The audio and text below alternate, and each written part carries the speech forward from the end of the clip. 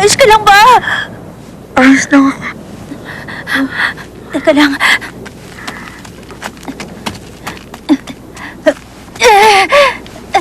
Tayo ka!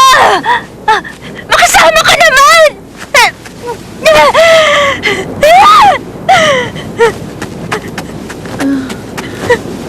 Ina!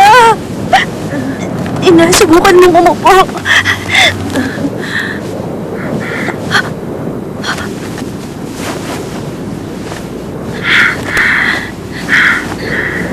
Ina, mabuti pa, humanap tayo na mapagpapahingahan.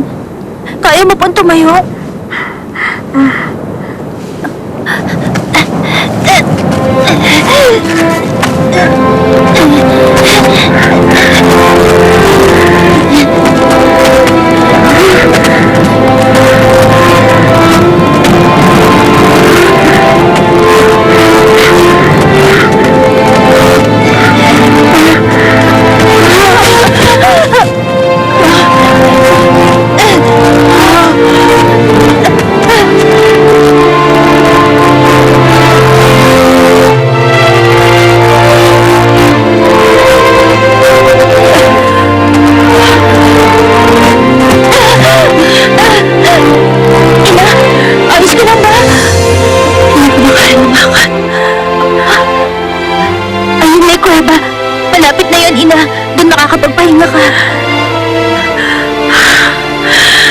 Mabigat na ako.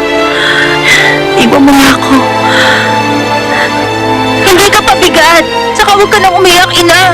Paubos na ang tubig natin sa katawan. Umiiyak ka pa. Ipapasan ko kayo.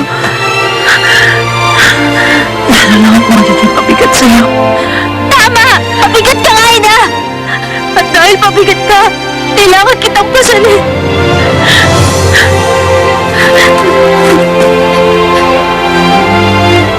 Sakay na! Ikaw ang masusunod.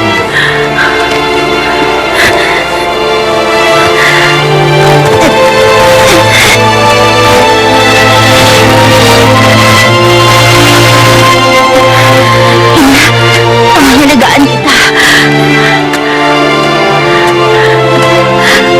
Salamat. Walang anuman.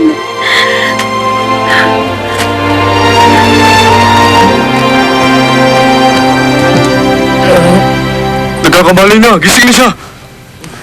Ayos ka lang ba? Maiga ka lang. At baka lumala ang sugat mo sa mata. Pag nangyari yun, mabubulag ka. Kaya dapat magpahinga ka muna ng ilang araw. Ano ba nangyari? Nagkagulo na lang bigla. Tapos si Dokman, bigla na lang umalis. Ang gulo, hindi namin napigilan. Kailangan ko na rin umalis. Hindi ka alis. Hahanapin ko si Dokman. Sabihin mo sa amin. Ano bang nangyari? Bakit parang yung mag-ina napilitang umalis dito para iwasan ka? Magsalita ka. Hindi nila naintindihan. Si Dokman, kailangan kong makita at maibalik sa kanyang ama. Ama ni Dogman? Ano sinabi niya? Mukhang yung si Chilsok. Kilala ang ama ni Dokman. Saan ko sila matatagpuan? Kahit na gustuin mo pang umalis, hindi pwede. Mapanganib. Dahil may paparating na bagyo. Mahirap na. Mamamatay ka. Saan ko sila matatagpuan? Papunta sila sa bayan ng Dunwang.